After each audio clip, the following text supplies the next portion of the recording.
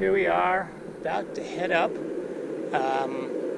Cottonwood Creek. We're going to see how far we can run and hike as needed up the Cottonwood Creek Trail all the way up to Cottonwood Lake if we can make it. It's a beautiful, beautiful day. Not a cloud in the sky, so we should be in good shape here.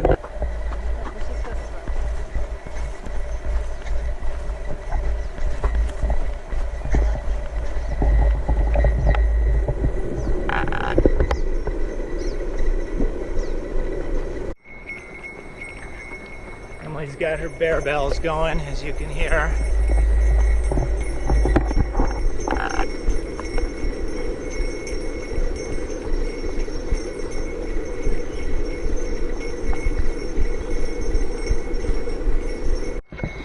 This section of road is a mixed use trail rather, meaning hikers like us, or runners in this case, people on horseback, and also people on small vehicles like dirt bikes, dirt motorcycles, or ATVs, four-wheelers, are allowed to use this lower part. So it's not wilderness like the Zorky Beartooth Wilderness, but it's national forest, and some motorized vehicle use is allowed right in here. Now, a lot of people suggest, because the lower part of this trail is not too steep, relatively flat, they suggest bringing your ATV up to cut your time way down, the amount of time you need to hike. I think that's kind of sad, but I get not wanting to spend a lot of time on this lower part, so we're trail running it as an alternative. At some point, motorized vehicles will not be allowed anymore, and it'll be foot traffic only at that point. I'm going to do it with my shoes on, for better or for worse, and just have wet socks and shoes on the other side. I'm using a stick to steady myself. I didn't bring my hiking poles with me today.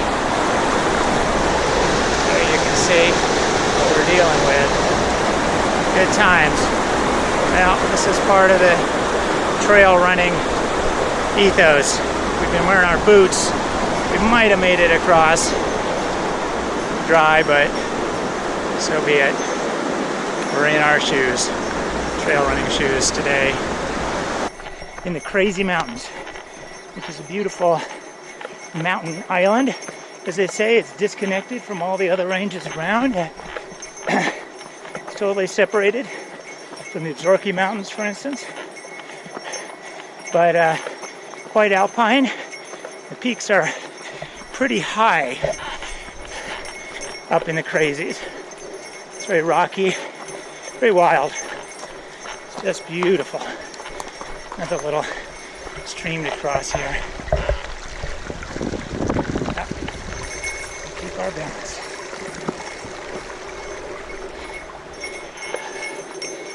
Back to running. My shoes got quite wet wading through that earlier part, but they're synthetic. My socks are wool, so they're drying out pretty fast as we run. Now you see why the road up to this point has been mixed use and motorized vehicles are allowed up here. It's because there is a private property up here. A lot of the Crazy Mountains have private sections. It's checkerboarded, as they say. So we've crossed national forest land, but there's some private back there, so they have to allow the road. And because it's crossing public land to get here, they have to allow the road to everyone. But this is the end of the line for motorized vehicles. Now we're going foot traffic only, U.S. Forest Service Trail 197. No more motorcycles, no more ATVs, as you see right there. We're now going up a series of switchbacks on this hillside up here, which I remember well from my youth. I spent a lot of time up here when I was a teenager, camping with my friends. Making our way up. See lots of beautiful Alpine waterfalls all along down in here. Really just gorgeous. You see the mountaintops as we're coming up this hilly switchback.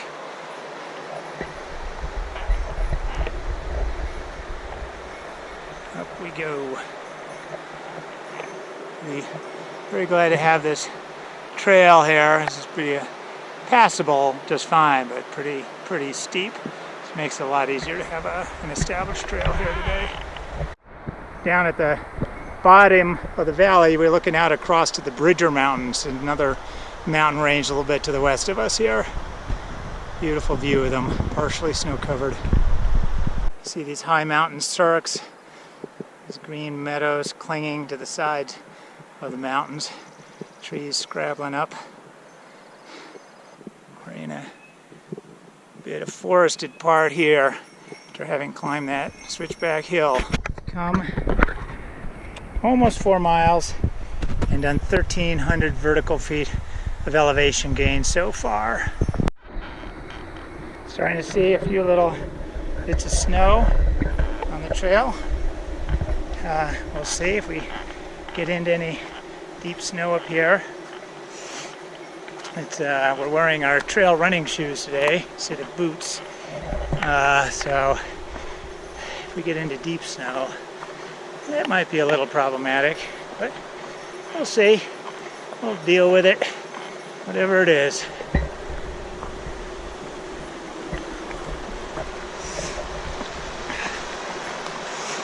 Coming up along here, crossing a bunch of little rivulets, little small tributary streams and stuff. Find our way through here, without falling, ideally. Ooh-wee.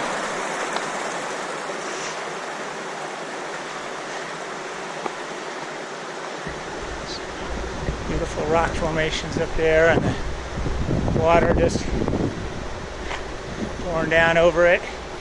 Little pools, snowbanks and stuff still.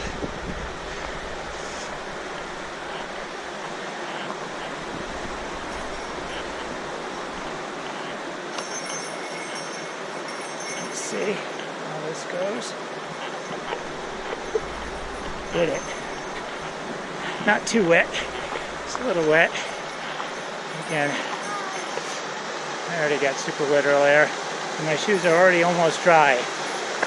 Again, because my shoes are made of synthetic materials and my socks are wool. They both dry quickly. You really want to avoid cotton in the mountains because it tends to hold moisture and take a long time to dry. So either synthetics or increasingly people using wools to their outdoor gear, including socks and underwear.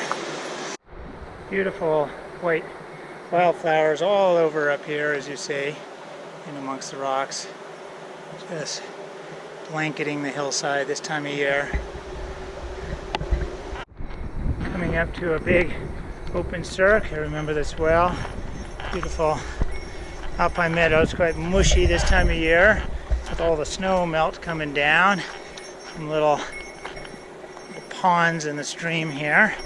Not yet to the actual lake, which is further up. A little ways to go. Yeah, just beautiful. Couldn't be better. Barely a cloud in the sky. Beautiful blue. Of course, we brought our rain gear with us just in case, as always, because you never ever know.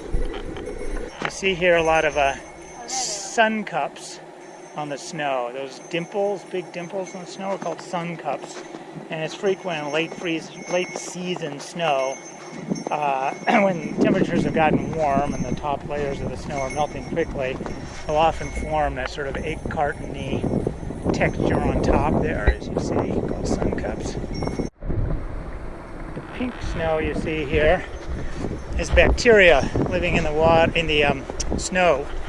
And you often find it in some places when you walk, it activates, and you get pink footprints. We don't seem to be getting that today. It's not here. Just making our way around, trying to find the trail again. Snow is really obscuring it. But it's hard to get lost up here.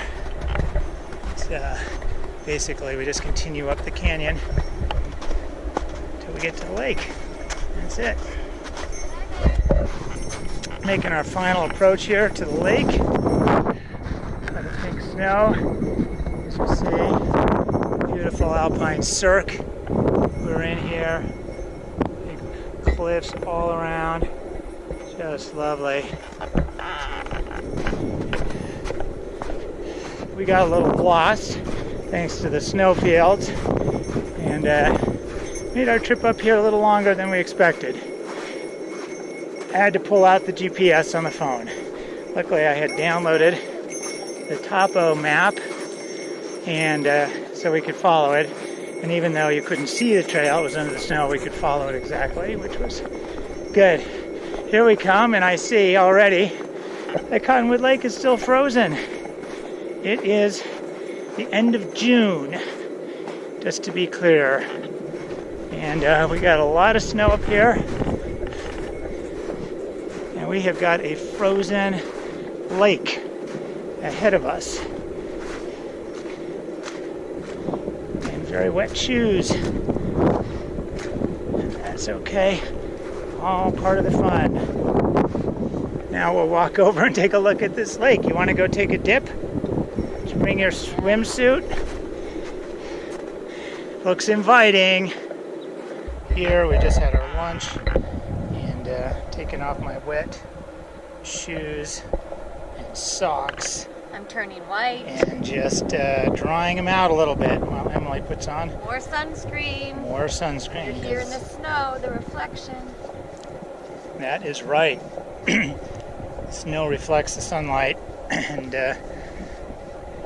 is much higher exposure than just simply walking through the sun, actually. Well, here we are up at the lake. We made it. It's 5.9 miles of total distance traveled. It's not supposed to be that long, but we got lost and we were a little...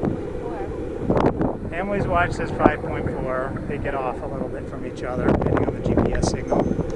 And 2237 of total elevation gain.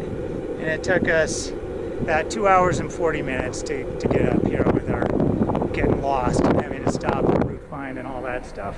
We're hoping to be a lot faster than that, but these things happen, which is why you always want to leave plenty of time when you go out for an adventure in the mountains and turn back if things start running too long for your comfort level.